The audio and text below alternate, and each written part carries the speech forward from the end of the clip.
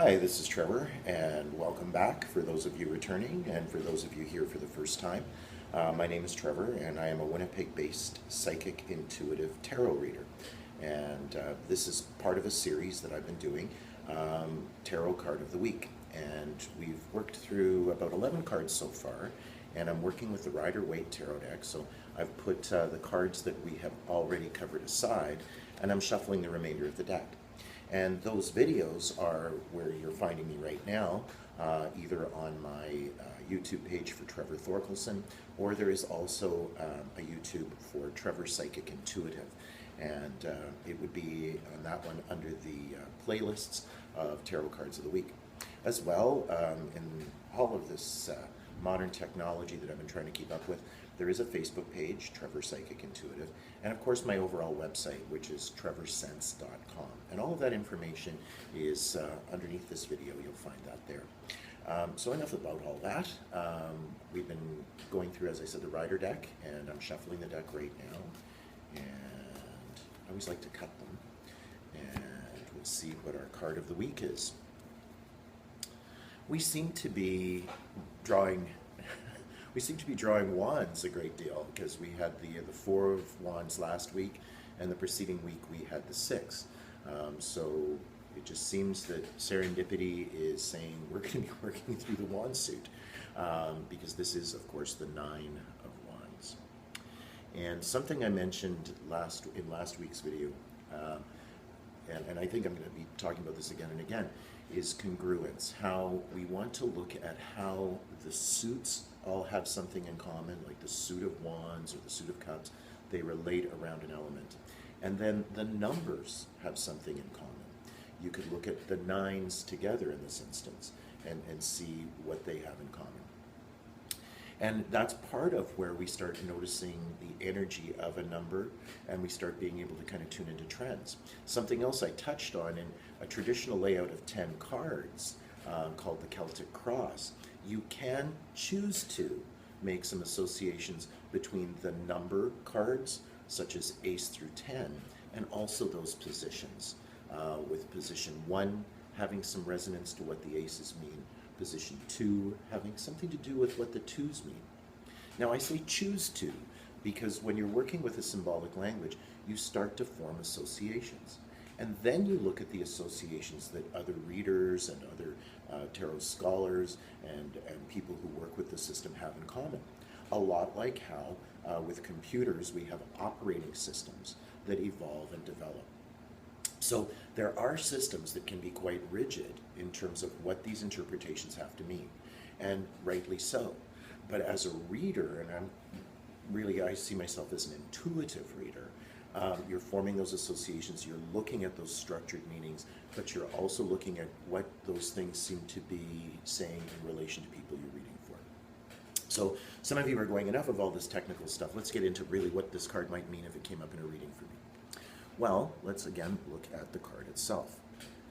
We see this figure, he's got a bandage on his head, and he's really looking like he's holding his ground. There's a defensive feeling that's coming through here. It's like something in his nature seems to be saying, don't mess with me, I've been to the rodeo. And again, when we look at what the nines all have in common, they are this state of some near completion. 10 is where everything is going to be kind of coming into a fruition, and nines are like a pause on the threshold. But here's another interesting thing. Nines are, well, 3 times 3 equals 9. And threes, when we look at the threes, they oftentimes have to do with the origin of a pattern. And sixes are the second set of 3. They are oftentimes where we are understanding the pattern and modifying it. And nines, I like to think, are where we can look at that pattern and see that it can have a long-term effect. You know, just like a program on a computer that you might choose to leave running in the background, right? Or it might be time to shut it down. I think nines oftentimes have to do with our projections. When we look at the position 9 in the Celtic Cross, that oftentimes has to do with our hopes and fears. It's not the outcome, but it's what we are projecting into the future. And oftentimes it can have to do with themes that are carrying through. So those are just some random things. So the 9, it seems to have to do with this sense again of defensiveness in this case. There's this sense of somebody who may be kind of saying, I'm not going backward, I'm holding my ground. And sometimes, it can be an indication of a defensive situation, one where we can't back down and where we may be having to be working with some patterns that have gone on before, but we're saying, I'm not going to be drawn back into that pattern. So again, there's that defensive feeling that's coming through here. But we also have to watch out, in all of the 9s, about whether we're projecting. Does this situation call for that old familiar approach, that old familiar kind of way of dealing with things?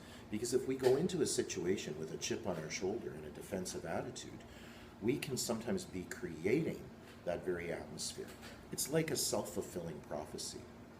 So 9s are sometimes a great point to pause on that threshold and to say, do I want to carry this baggage with me into a new situation? I know that I can call on those instincts. I know I can call on those resources if need be, but we're here now.